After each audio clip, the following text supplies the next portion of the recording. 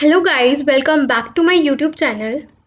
So, in today's video, we will be studying chapter 4 of the book The Principles of Microeconomics by Gregor Menke. So guys, in chapter 4, hmm,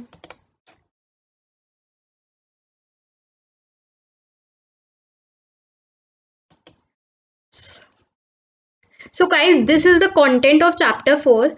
So the chapter name is The Market Forces of Demand and Supply. Okay, so the contents are, first of all, we will learn what is a market. Obviously, if we are learning what are the market forces of demand and supply, we should know what a market actually is. Then we will learn about competition. Guys, जिस भी market में हमारे transactions होते हैं, जिस भी market में हमारी डिमांड और सप्लाई के ट्रांजैक्शंस होते हैं, उस मार्केट में there is a competition. This competition could be among the buyers or this competition could be among the sellers. So we will learn about the concept of competition. Then we will learn about the demand curve. Okay, तो जो demand side का पूरा हमारा economy का हमारा demand curve हो गया, हमारा प्राइस और क्वांटिटी डिमांड में रिलेशन हो गया, हमारा मार्केट डिमांड हो गया and shifts in the demand curve, हम ये सब पढ़ेंगे. Then we will shift to the supply side of the economics. Supply side में we will learn about the relationship between price and quantity supplied. We will learn about the market supply curve and then we will learn about the shifts in the supply curve. Finally, we will learn to put demand and supply together. So, market में equilibrium आने के लिए we need to put demand and supply together. तो हम इस chapter में equilibrium के बारे में पढ़ेंगे और हमें equilibrium में reach कैसे करना है इकोनॉमी में, हम इसके बारे में पढ़ेंगे. So these we are going to cover all these topics in this chapter. So let's get started. So, chapter 4, the market forces of demand and supply. Okay. So this is the first topic. What is a market? What is a market? See, अब इधर market का आपका layman language में अगर मैं बोलूँ कि market क्या होता है, तो आप बोलोगे ओके, हमें शॉपिंग करने जाना होता है तो हम जहाँ जाते हैं that is a market. Okay, so basically देखा जाए उसी लेमन लैंग्वेज को अगर मैं इकोनॉमिक्स के टर्म में बोल दूँ then it will be a market.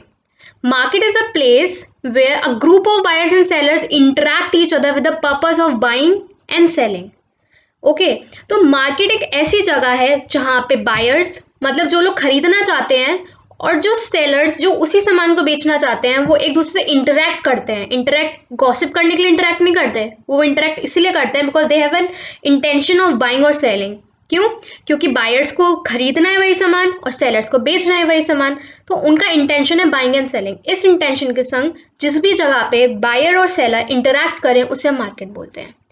अब एक मार्केट के लिए मुझे एक फिजिकल प्लेस मिलना ज़रूरी नहीं है. ज़रूरी नहीं है कि हाँ पर्टिकुलर अगर आप दिल्ली की बात करें तो मुझे सरोजनी मार्केट ही जाना है. नहीं, पर्टिकुलर एक फिजिकल मार्केट की ज़रूरत नहीं है. अगर मैं अमेजोन की बात करूँ that is also a market. Y?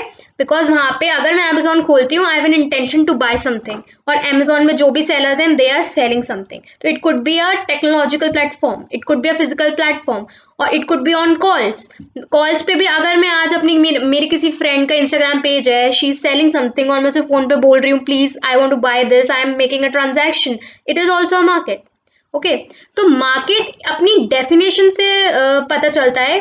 Market कोई भी ऐसी जगह हो सकती है जहां पे दो लोग खरीदने या बेचने के इंटेंशन से खड़े हैं. मार्केट कोई भी जरूरी नहीं है कि फिजिकल एग्जिस्टेंस हो मार्केट की, ऑनलाइन भी हो सकता है.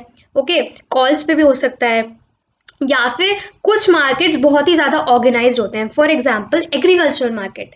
सो what happens in agriculture market is like, आपने सुना होगा मंडीज. तो इन मंडीज में होता क्या है, फार्मर्स कम देयर, फार्मर्स जाते हैं अपना प्रोड्यूस लेके. ओके, एंड वहाँ पे क्या होता है, when they give their produce वहाँ पे ऑक्शनिंग होती है. सो वहाँ पे प्रॉपर ऑक्शन होता है, वहाँ पे प्रॉपर प्राइस डिसाइड होता है उनके प्रोड्यूस का और फिर वो अपनी प्रोड्यूस बेचते हैं और फिर उनसे मिडल मैन लेते हैं, फिर वो उनको आगे सेल आउट करते हैं. सो आप देख रहे हो this is a very organised market. मतलब जिस मार्केट में प्राइस भी वहीं की वहीं ऑप्शन के थ्रू डिसाइड हो जाए, it is a very organised market. So farmers are going there with the intention to sell their produce, and middlemen are coming there for the intention of purchasing. So this is an example of a very organised market. कुछ unorganised market का example लिए जाए तो जैसे हमारी book में given है example ice cream का। Obviously you go to an ice cream parlour, आप जाते हो, बोल you just select the flavour of ice cream whichever you want and और आप उस आइसक्रीम को ले लेते हो। ओके, तो there is no auctioning going on, there is no negotiation going on, the seller is quoting the price and you are just buying it. तो आप वहां गए बाइंग की इंटेंशन से, वो आपको सेल कर रहा है and you are just making a transaction, therefore it is a simple market, not that organized market as that of a agricultural market, but it is a market. Okay, so this was the concept of the market. तो अगर आपसे question कभी भी आता है या फिर if anyone puts up the question कि आप पढ़ते हो market forces of demand and supply, supply पता है, डिमांड पता है, what is actually a market, market actually में क्या होता है, so you should know this exact definition कि मार्केट कोई भी वो जगह हो सकती है जहाँ पे इंटरेक्ट करें buyers and sellers. Okay, clear. So coming to the next topic, what is competition. अब पहली बात तो मैं ये पहले मैं आपको कंपटीशन की डेफिनेशन बताऊंगी, then I will tell you why we are actually studying the word competition. हम कंपटीशन वर्ड इकोनॉमिक्स में क्यों पढ़ते हैं। ओके, सो व्हाट इज पहले मैं बताती हूँ कॉम्पिटेटिव मार्केट। सो मार्केट में बायर्स होते हैं, मार्केट में सेलर्स होते हैं। तो अब आप जाते हैं किसी particular market, you just decide, आप when you are going to, like for example, if I am taking example of Amazon and Flipkart also, there are two online platforms of buying some stuff, like for say Amazon and Flipkart. So आप as a buyer, if you are approaching any of these two platforms, there is a stiff competition among Flipkart and Amazon. सो इसमें क्या हुआ, इसमें sellers के बीच में एक competition हुआ कि मेरे बायर्स मुझसे परचेज करेंगे या फिर मेरे बायर्स मुझसे परचेज करेंगे। ओके, सो एक कॉम्पिटिटिव, हमारे इकोनॉमिक्स में हम दो टाइप के मार्केट्स पढ़ते हैं। हाइपोथेटिकली मतलब हम अज्यूम कर लेते हैं एक मार्केट ऐसा जिसमें बिल्कुल भी कंपटीशन नहीं है। Okay, so there is no competition, that is monopoly. So coming back to the next topic, what is competition. So guys in economics, in economics we study two types of market. एक market में competition होता है and there is another market where there is no competition. Okay, so in the competitive market we study two types of market, one is perfect competition and other is monopolistic competition. So ये सब अब आगे आने वाले chapters में पढ़ेंगे, and if you are from an economics or commerce background you must already have studied in class 11th or 12th microeconomics. Okay, so in competitive market we study perfect competition and monopolistic competition, or in the markets where there is no competition we study monopoly. Okay, so monopoly एक वैसा market होता है जहाँ पे there is only single seller और वही price decide करता है, बिकॉज भाई मैं ही मालिक हूँ, वही बेच रहा है तो वही प्राइस डिसाइड करता है। So the buyers have no choice but to buy from that monopoly, from that seller only. The only option left is not to buy that product. Okay, so say if I want to buy, say there's a monopoly of some pens, say there's a monopoly of Reynolds company on pens. Okay, so if I am a buyer I have the only option to buy that pen from from Reynolds company only. So if Reynolds ने बोला कि यार मैं अपनी price रखूंगा pen की 50 रुपए, like 5 रुपए वाला पेन अगर वो 50 रुपए में बेचना चाह रहा है वो बेच सकता है, क्यों, बिकॉज उसकी मोनोपोली है। हमारे मार्केट में हमने ऐसा जम्पशन लिया है कि कोई और कंपनी पेन नहीं बेच रही, सिर्फ रेनॉल्ड्स बेच रही है, तो अगर वो चाहे वो 50 रुपए का पेन बेच सकती है। तो एज अ बायर मैं या तो 50 रुपए का पेन लूंगी या फिर मेरे पास क्या ऑप्शन है, मैं पेन लूंगी नहीं, यार मैं तो पेंसिल से लिख लूंगी, मैं फोन में रिकॉर्ड कर लूंगी लेकिन मैं लिखूंगी नहीं, मुझे इतने महंगे पेन नहीं लेने। Okay, so this is monopoly. Competitive market में हम पढ़ते हैं, इस चैप्टर में हम पढ़ेंगे perfect competition. Most of the economics theories are based on the assumptions of perfect competition. हम ये असम्पशन मान के चलते हैं कि हमारे मार्केट में परफेक्ट कॉम्पिटिशन है। अब उसके लिए सबसे पहले आप पढ़ेंगे परफेक्ट कॉम्पिटिशन की क्या कैरेक्टरिस्टिक्स होती हैं। अगर मैं बोल रही हूँ our market is in a perfect competition, what do I imply. See, in perfect competition there are 3 or 4 characteristics. Number first characteristic is, पहली बात तो उसमें अनलिमिटेड नंबर ऑफ बायर्स और सेलर्स होते हैं। ऐसा नहीं है कि लिमिटेड बायर्स हैं या लिमिटेड सेलर्स हैं, अनलिमिटेड नंबर ऑफ बायर्स और सेलर्स हैं। अब अगर अनलिमिटेड नंबर ऑफ बायर्स होंगे तो उसका क्या इम्प्लीकेशन होगा? उसका इम्प्लीकेशन ये होगा कि अगर किसी मार्केट में बेचने वाले बहुत बैठे हैं तो किसी एक की नहीं चलेगी। अगर एक ज्यादा प्राइस दे रहा होगा, मैं बोल दूंगी नहीं सर आपसे नहीं चाहिए, मैं किसी और से ले लूंगी। This is the implication of unlimited number of sellers. Okay, और बायर्स की भी मोनोपोली नहीं चलेगी। क्यों? क्योंकि there is unlimited number of buyers. अगर एक बायर को ज्यादा प्राइस कम कोट करेगा, सेलर बोल देगा सॉरी हम आपको नहीं दे पाएंगे, हमारे पास और भी ऑप्शंस हैं बेचने के लिए। So first characteristic is there are a number of buyers and sellers. Okay, second characteristic is the good offered for sale are exactly all the same। मतलब same price, same characteristic, same design, same colour. हम hypothetically ये मान के चलते हैं कि हमारे goods की सबकी सेम प्राइस है, सेम कलर है, सेम डिजाइन है, सब कुछ सेम है। We have a just a similar product, तो सारे सेलर्स सेम प्रोडक्ट सेल करेंगे। ये हमारा एक अजम्पशन होता है in a perfectly competitive market. Okay, so ये तो दो हमारे assumptions थे।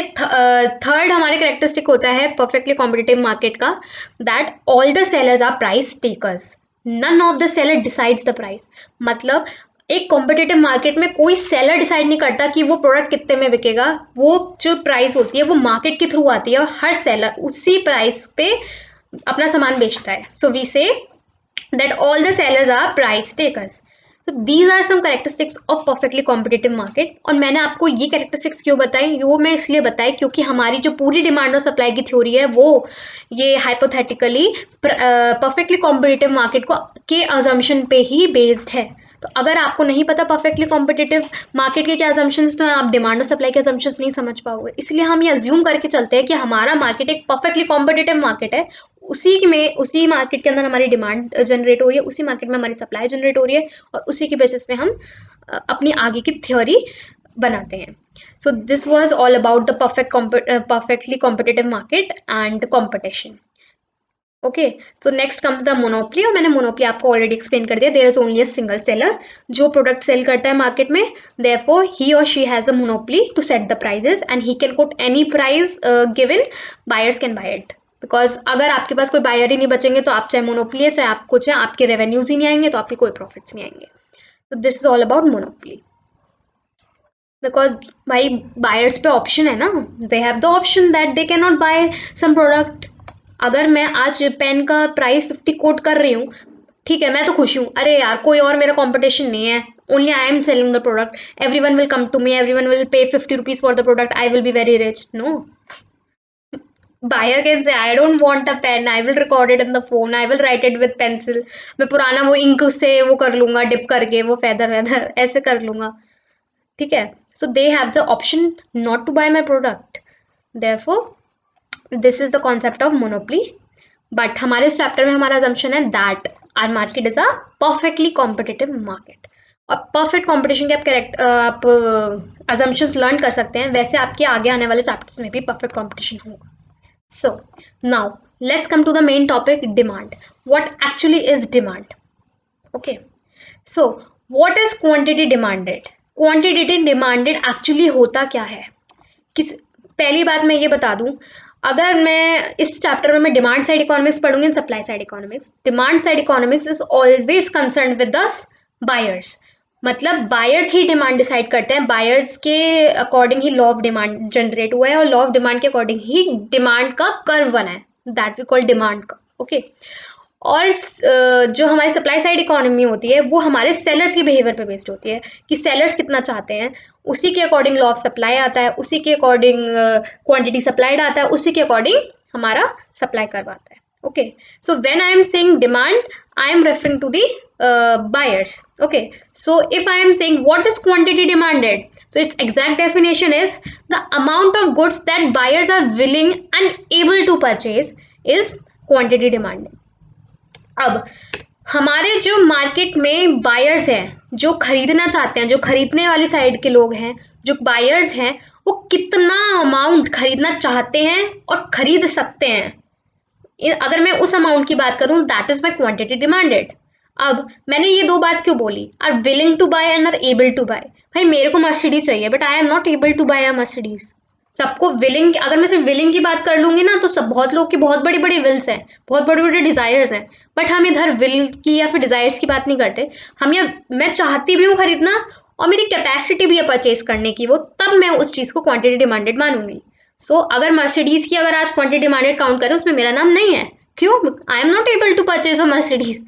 Therefore, if I am saying what is quantity demanded, I meant to say the amount of the good that buyers are willing to buy as well as able to buy. Okay, so this is my exact definition of quantity demanded. Okay, next comes the topic law of demand. बहुत सुना है भाई law of demand. होता क्या है law of demand? Law of demand कुछ नहीं होता, ये वही होता है जो आप रियल लाइफ में करते हो।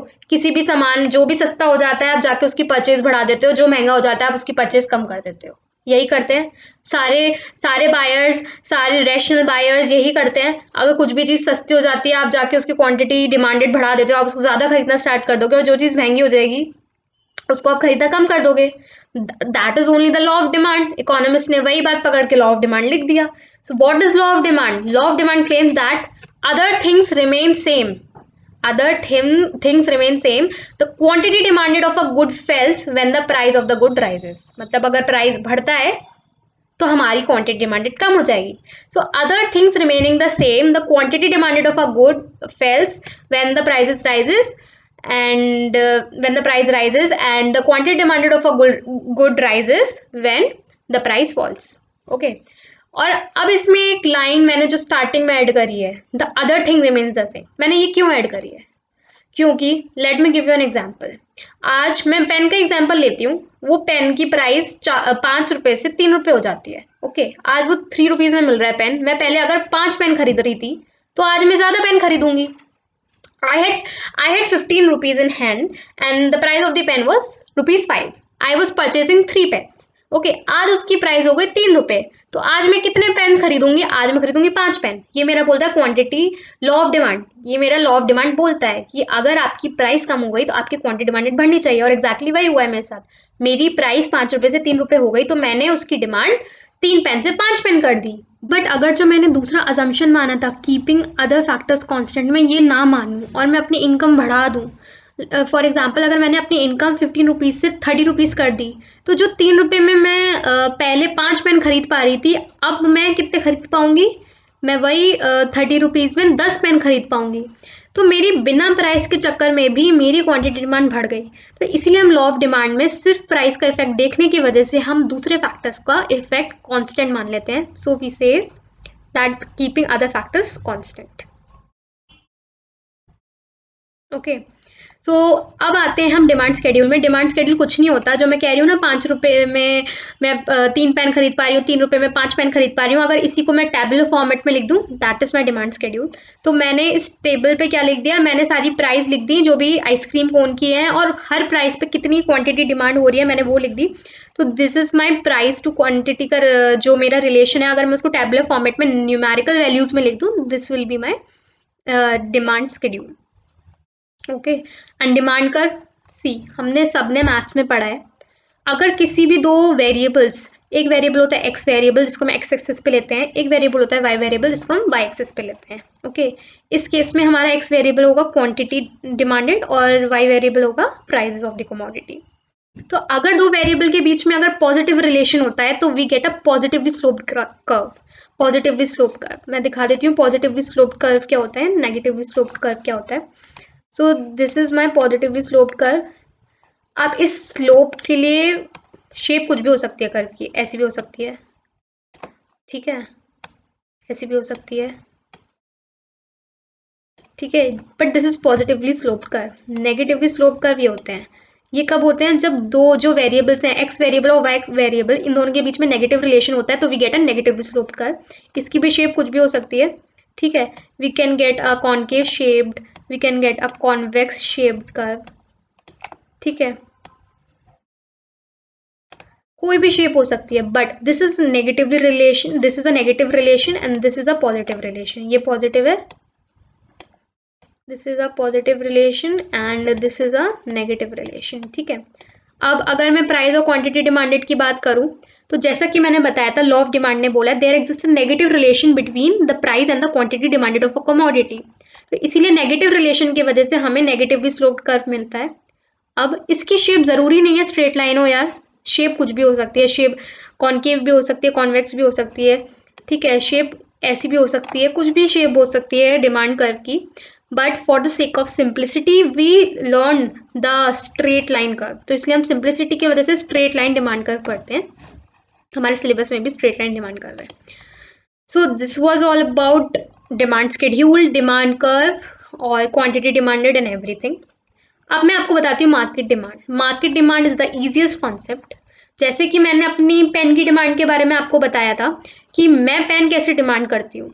अगर मैं अपनी 10 फ्रेंड को ले आऊँ और उन सबकी डिमांड के बारे में बताऊँ और सबकी डिमांड को ऐड कर दूँ, like I am demanding 5 pen, my friend is demanding 3 pen and my another friend is demanding 2 pens, तो अगर मैं 5 + 3 + 2 दैट इज 10 अगर मैं कर दूँ तो 10 is my market demand and 5 is my individual demand. Okay, तो ये फर्क होता है मार्केट डिमांड में इंडिविजुअल डिमांड में। Individual demand is the demand of an individual, market demand is the some total of all the individual demands. Book में हमने दो लोगों का एग्जाम्पल लिया, कैथरीन एंड निकोलस। तो कैथरीन की डिमांड जो भी है at every level of price that is an individual demand of Catherine. Nicholas की जो भी डिमांड है that is the individual demand of Nicholas. और मार्केट डिमांड क्या होगी, इनका समेशन, तो 12 + 7 is 19 is the market demand. तो दो लोगों की डिमांड का सम करके इधर बताया है market demand. Market demand curve, देखो मार्केट डिमांड कर्व भी डाउनवर्ड स्लोपिंग होगा क्योंकि वो इन दोनों डिमांड कर्व से ही जनरेट हुआ है। बट एक डिफरेंस होता है, वो ये है कि market demand curve is comparatively flatter. Flatter का मतलब क्या है मैं समझाती हूँ। फ्लैटर का मतलब ये होता है, फ्लैटर का मतलब ये होता है कि सी, अगर 2 रुपए में मेरी 6.7 डिमांड है और मेरी 1.5 रुपीज में कितनी डिमांड होगी, 1.5 में मेरी डिमांड होगी 9, थोड़ा टेढ़ा हो गया बट समझ लो आप, 1.5 में 9 डिमांड होगी। बट अगर मैं निकोलस की डिमांड देखूं तो 1.5 पे इसकी क्या डिमांड होगी, 1.5 पे इसकी डिमांड होगी 4 या फिर 3.5। ओके, तो प्राइस में उतना ही फर्क आया, इसकी प्राइस में भी 0.5 का डिफरेंस है, इसकी प्राइस में भी 0.5 का डिफरेंस है, बट निकोलस की डिमांड में कम फर्क आया और मार्केट डिमांड में ज्यादा फर्क आया। इसीलिए मार्केट डिमांड फ्लैटर है और निकोलस की डिमांड स्टीपर है, और कैथरीन की डिमांड भी कंपैरेटिवली स्टीपर होगी टू मार्केट डिमांड। तो मार्केट डिमांड हमेशा फ्लैटर होता है। अब मैं इसका रीजन बताती हूँ क्यों ऐसा मैंने बोला कि मार्केट डिमांड फ्लैटर होता है। फ्लैटर का मतलब क्या, थोड़े से प्राइस के फर्क से ज्यादा क्वांटिटी डिमांड में फर्क आना। तो ऐसा क्यों होता है कि मार्केट डिमांड में ज्यादा फर्क आता है और इंडिविजुअल डिमांड्स में कम आता है, मैं बताती हूँ। देखो, मैं हूं पागल, मैं प्राइस कम होने के बावजूद अपनी डिमांड बहुत ज्यादा नहीं बढ़ा रही, क्यों, ये मेरी पर्सनल प्रेफरेंस है, मेरी पर्सनल प्रेफरेंस है, मैं हूं ऐसी। बट अगर मैं 100 लोग उठा लूं, सब मेरे जैसे होंगे, नहीं होंगे। पीपल विल बी रैशनल, लोग हमेशा सोच के बिहेव करते हैं। तो जो ये लॉ ऑफ डिमांड होता है, अगर ज्यादा लोगों के बीच में देखा जाए तो obviously it will hold true. Okay, तो जब मैं ज्यादा लोगों की बात करूंगी तो हमेशा ऐसा ही होगा कि प्राइस कम होने से क्वांटिटी डिमांड बढ़ेगी, ज्यादा बढ़ेगी। बट अगर मैं इंडिविजुअल बंदे की बात करूं तो हो सकता है मैं अपनी डिमांड ना बढ़ाऊं, क्यों, क्योंकि मेरी पर्सनल प्रेफरेंस है, मेरा नहीं है मन कम में ज्यादा खरीदने का, मैं पढ़ती ही नहीं हूं, मैं पेन क्यों लूंगी, मेरे को पेन की जरूरत ही नहीं है। ओके, तो इसीलिए इंडिविजुअल डिमांड में हो सकता है, मैं मान सकती हूँ कि इंडिविजुअल डिमांड में कम फर्क पड़े, इंडिविजुअल डिमांड में क्वांटिटी ना बढ़े, बट मार्केट डिमांड में ऐसा नहीं हो सकता। क्यों, क्योंकि मार्केट डिमांड में there are a number of people. तो एक इंसान, 2 इंसान ऐसे अजीब सा रिएक्ट कर सकते हैं, बट सारे लोग नहीं कर सकते। Most of the people will react, will behave rationally, समझ रहे हो। Therefore we get a flatted market demand curve then an individual demand curve. I hope this point is clear.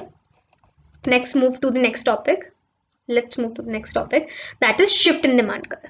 अब शिफ्ट का क्या कॉन्सेप्ट होता है ये मैं बता देती हूँ। सबसे पहले मैं आपको शिफ्ट का और मूवमेंट का कॉन्सेप्ट बताऊंगी, उसके बाद मैं आपको फैक्टर्स बताऊंगी। See, this is the movement along the same demand curve and this is the shift in demand curve. मैं इसका डिफरेंस आपको बताती हूँ।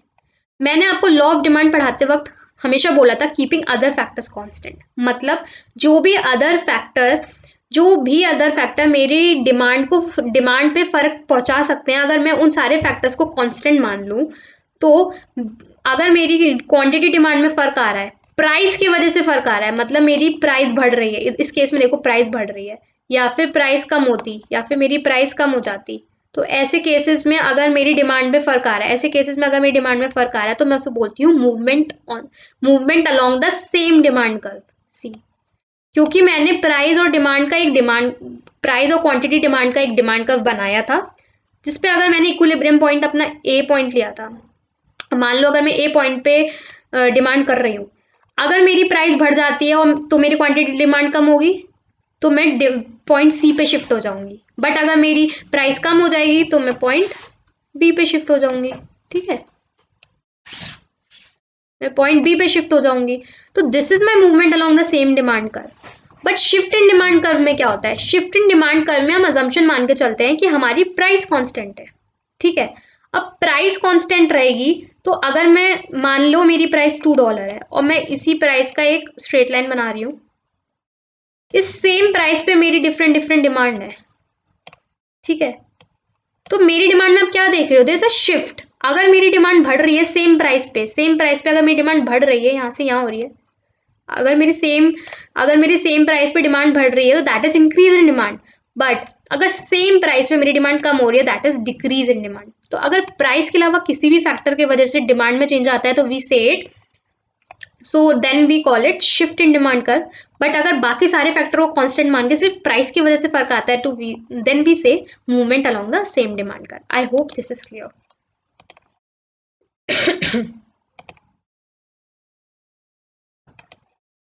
नाउ हमने ये पढ़ लिया कि shift in demand curve actually होता क्या है। जब भी हम प्राइस को कांस्टेंट मान के अदर फैक्टर की वजह से चेंज देखते हैं, तब होता है हमारा शिफ्ट इन डिमांड कर्व। तो शिफ्ट इन डिमांड कर्व के केस में आप देखोगे, अगर मैं प्राइस इधर कांस्टेंट मान लूँ तो मेरी सेम प्राइस में डिमांड में फर्क है, एक डिमांड कम है, एक ज़्यादा है, एक उससे ज़्यादा है।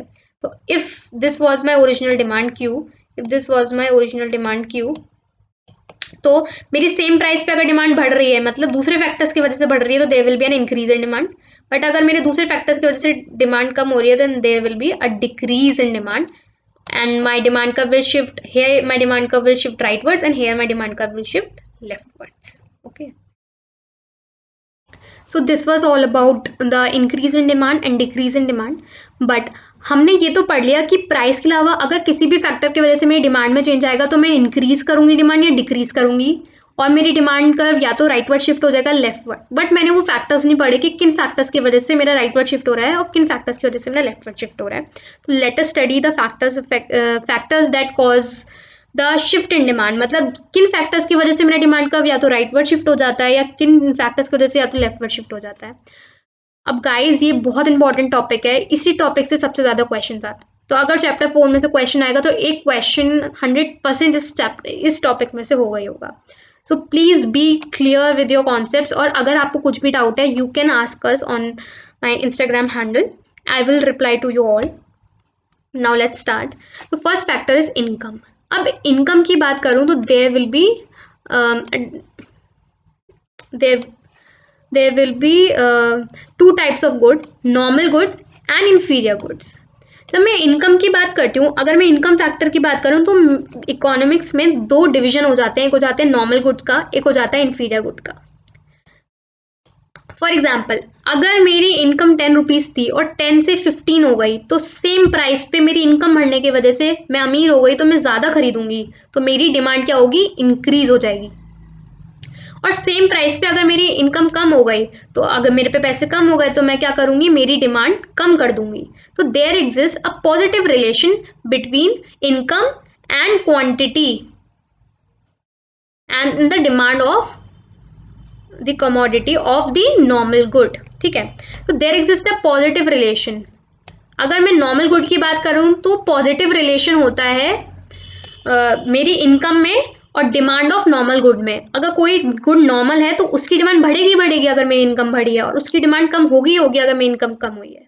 But if I am talking about inferior goods are some low quality goods, मतलब कम अच्छे क्वालिटी के गुड्स होते हैं। फॉर एग्जाम्पल बाजरा, इनमें क्या होता है, जैसे मैं बाजरा की बात करूं, मेरे पे जब पैसे कम थे, bajra is an inferior good as compare to wheat से थोड़ा कम अच्छी क्वालिटी का गुड माना जाता है बाजरा। तो जब अगर मेरे पे पैसे कम है और वीट मुझे महंगी लग रही है, तो मैं क्या करूंगी, मैं बाजरा की डिमांड बढ़ा दूंगी। तो जब मेरे पे पैसे कम है तो बाजरा की डिमांड क्या हो गई, बढ़ गई।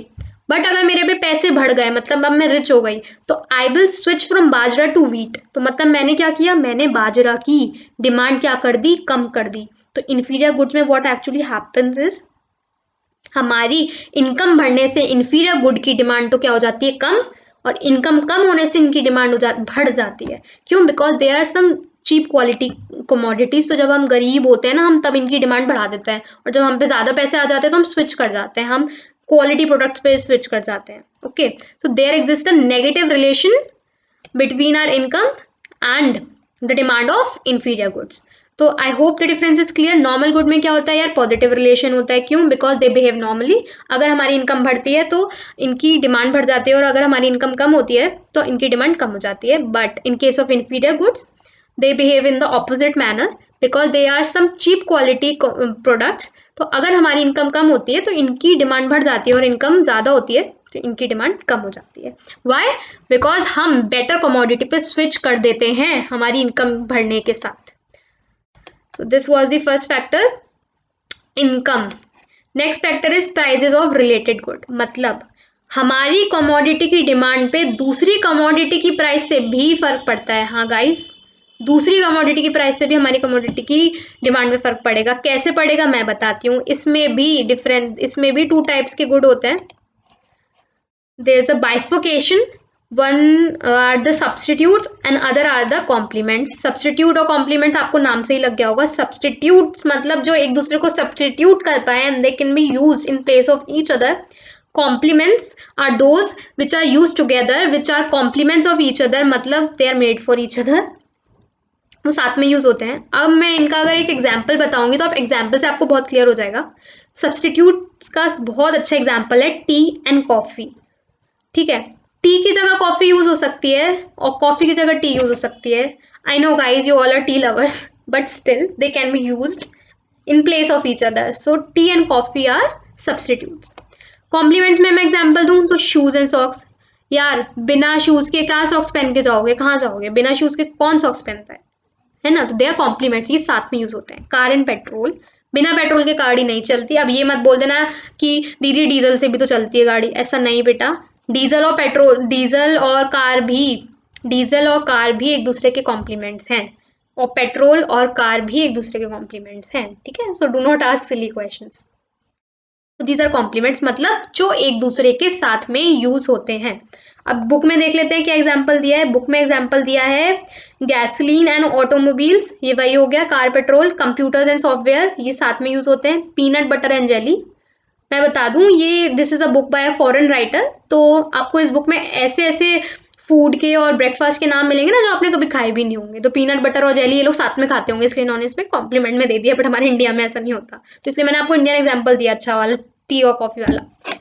सब्सटीट्यूट में इन्होंने दिया है हैमबर्गर्स एंड हॉट डॉग्स, एक दूसरे की जगह ये लोग खाते हैं hamburgers and hot dogs. Sweaters and sweatshirts, okay, ये तो हमारे इंडिया में भी है। स्वेटर्स या स्वेटशर्ट एक दूसरे के सब्सटीट्यूट होते हैं। ठीक है, movie tickets and video rentals, obviously कि मूवी देखने जाएं हम, टिकट्स खरीदें, या फिर हम उसकी कॉपी लेके अपने कंप्यूटर में देख लें। तो दीज आर सब्सटीट्यूट्स। अब इनकी प्राइस से कैसे फर्क पड़ेगा मैं बताती हूँ। अगर जो मेरी कमोडिटी है उसका सब्सटीट्यूट महंगा हो गया, मतलब जो उसकी जगह आ सकता था वो सब्सटीट्यूट महंगा हो गया, तो मेरी कमोडिटी की क्या होगी, डिमांड बढ़ जाएगी। क्यों ऐसा होगा?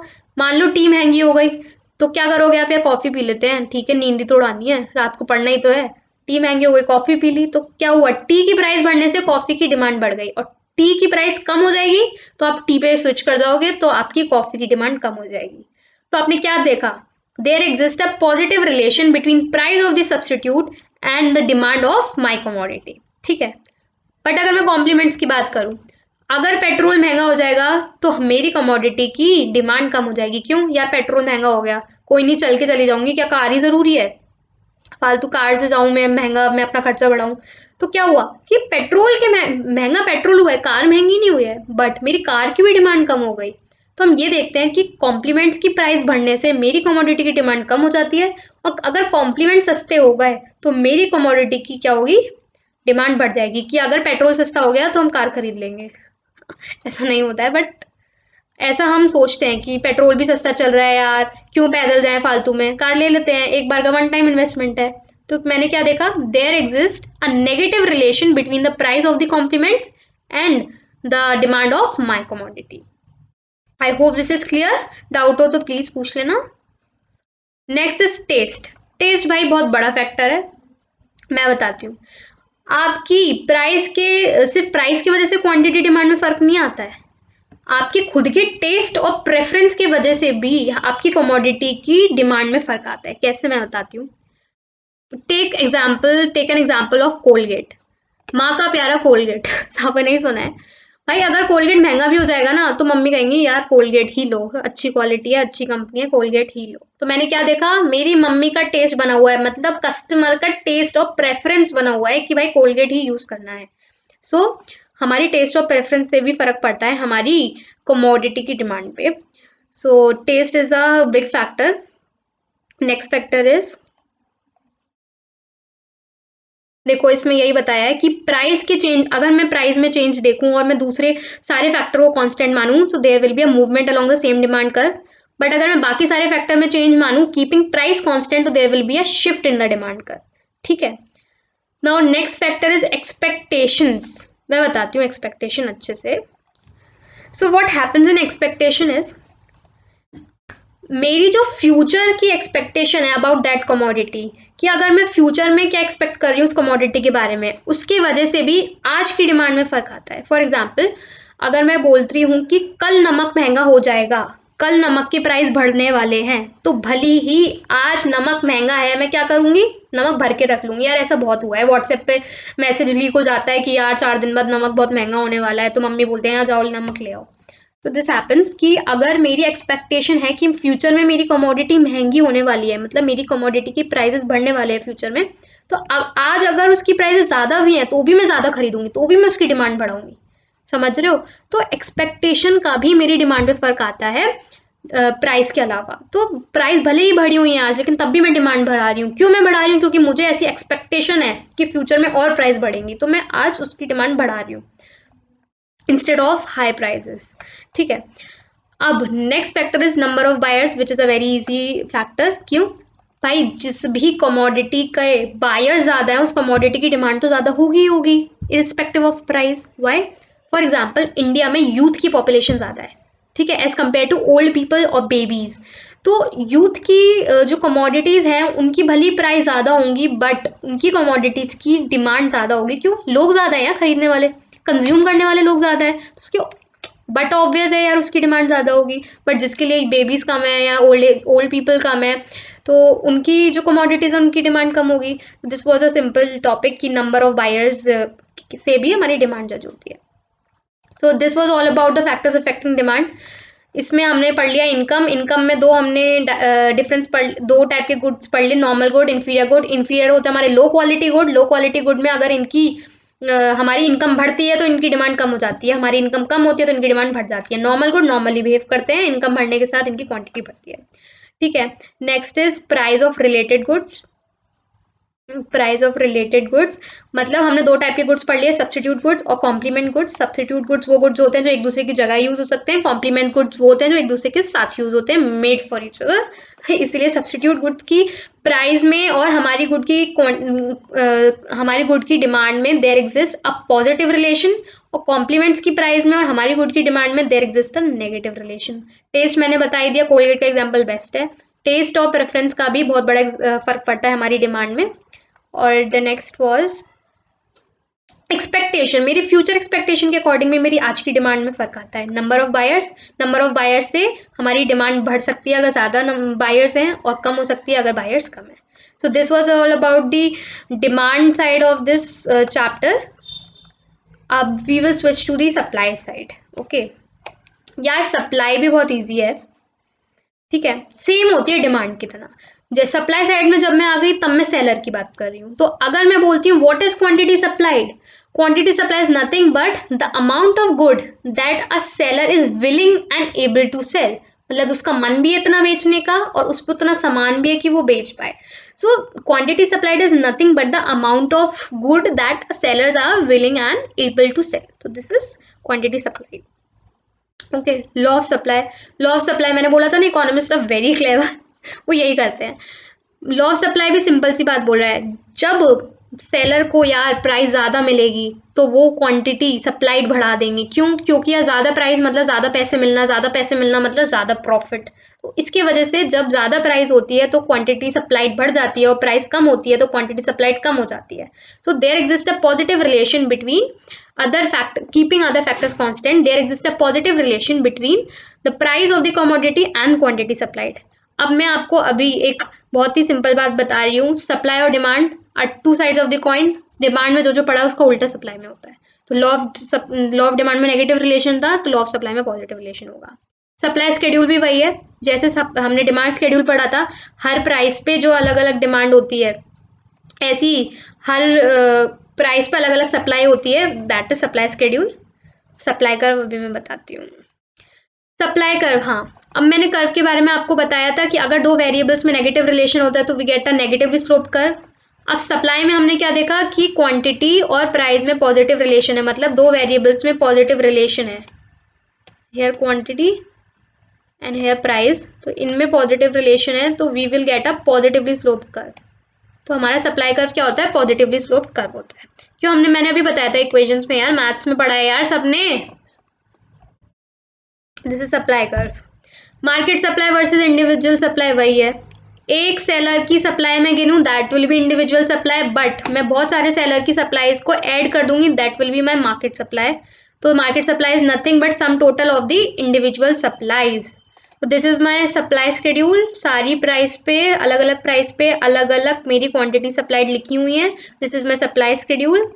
और this is my supply curve. यहाँ पे मेरी क्वांटिटी सप्लाइड है, यहाँ पे मेरी प्राइस है, there exist a positive relation, इसलिए I am getting a positively sloped curve. Curve की शेप जरूरी नहीं है स्ट्रेट लाइन हो, कुछ भी हो सकती है, but for the sake of simplicity हम स्ट्रेट लाइन पढ़ते हैं, हमारे कोर्स में स्ट्रेट लाइन सप्लाई कर्व है। ठीक है, next comes the topic shifts in supply curve. किसी भी और फैक्टर की वजह से प्राइस को, अगर मैं प्राइस को कांस्टेंट मानूं और किसी भी और फैक्टर का इफेक्ट देखूं सप्लाई पे, तो there will be a shift in supply curve. वो दो तरह से हो सकता है, राइटवर्ड शिफ्ट और लेफ्टवर्ड शिफ्ट। अगर मेरी सप्लाई बढ़ेगी तो that will be a rightward shift, I will call it an increase in supply. But अगर मेरी सप्लाई डिक्रीज होती है तो I will call it a decrease in supply, मेरा सप्लाई कर्व लेफ्टवर्ड शिफ्ट हो जाएगा। ठीक है, तो फटाफट से हम फैक्टर्स पढ़ लेते हैं कि किन फैक्टर्स की वजह से मेरी सप्लाई कर्व में शिफ्ट आएगा। जैसे मैंने फैक्टर्स पढ़े थे, किन फैक्टर्स की वजह से मेरे डिमांड में चेंज आ रहा था।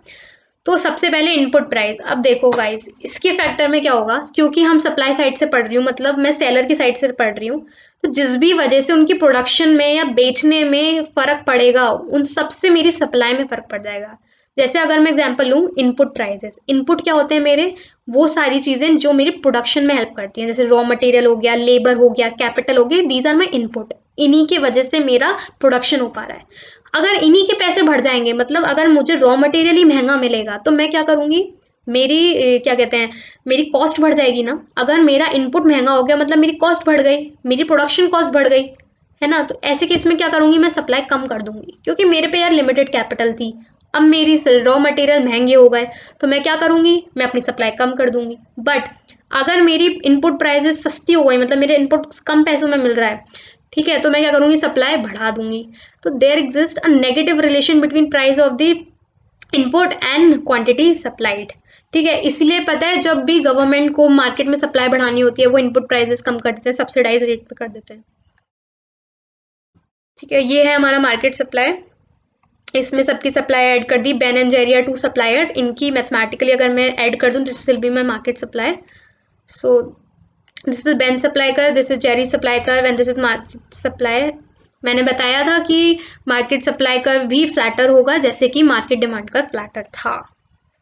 This is increase in demand, rightward increase in supply, rightward shift. This is decrease in supply, leftward shift. ठीक है, next factor is technology. Technology की वजह से भी प्रोडक्शन में फर्क आता है। कैसे? पहले मेरे पे ऑब्सलीट मशीनरी थी, अब मेरी मशीनरी में अपग्रेडेशंस आ गए। अब मशीनरी से क्या होता है, मेरा फटाफट सामान बन जाता है, मेरे पैसे कम लगते हैं, मेरा पोल्यूशन कम होता है, और मेरा रॉ मटेरियल कम लगता है, मेरा वेस्टेज कम होता है। तो ऐसी टेक्नोलॉजी की संख्या होगी, मेरी सप्लाई बढ़ जाएगी ना। सो इम्प्रूवमेंट इन टेक्नोलॉजी से मेरी क्या होती है, सप्लाई बढ़ जाती है, अगर प्राइस कांस्टेंट है फिर भी। एक्सपेक्टेशन वही फैक्टर है जैसे मैंने नमक का बताया था। अगर मुझे एक्सपेक्टेशन है कि कल मार्केट में नमक की प्राइसेस बढ़ने वाली हैं, तो आज मैं क्या करूंगी, सप्लाई उसकी कम कर दूंगी। क्यों? बिकॉज मुझे पता है कल मेरे इसी नमक के लिए मुझे पैसे ज्यादा मिलेंगे। तो आज कुछ भी प्राइस हो मार्केट में, अगर बढ़ी हुई प्राइस भी है ना, तो भी आज मैं सप्लाई कम कर दूंगी। क्यों? क्योंकि मेरी एक्सपेक्टेशन है कि अभी और बढ़ेंगी प्राइसेस, मैं तब निकालूंगी मार्केट में। नंबर ऑफ सेलर्स, वही बात हो गई। जिस भी प्रोडक्ट के सेलर ज्यादा होंगे उस प्रोडक्ट की मार्केट में सप्लाई ज्यादा होगी, और जिस प्रोडक्ट के सेलर्स कम होंगे उसकी मार्केट में सप्लाई कम होगी। This is number of sellers. Okay, so with this let's conclude this video, and in the next video I will be, यार क्योंकि बहुत बड़ी हो गई है, नेक्स्ट वीडियो में मैं ये दोनों चीजें साथ में पढ़ा दूंगी, सप्लाई और डिमांड और इक्विलिब्रियम वाला concept. So guys I hope you like my videos. If you did please share it with your friends and subscribe to my channel. और गाइज अगर कुछ भी डाउट है, please DM us on our Instagram handle or put your doubt in the comment section below. I will reply to you all. Bye.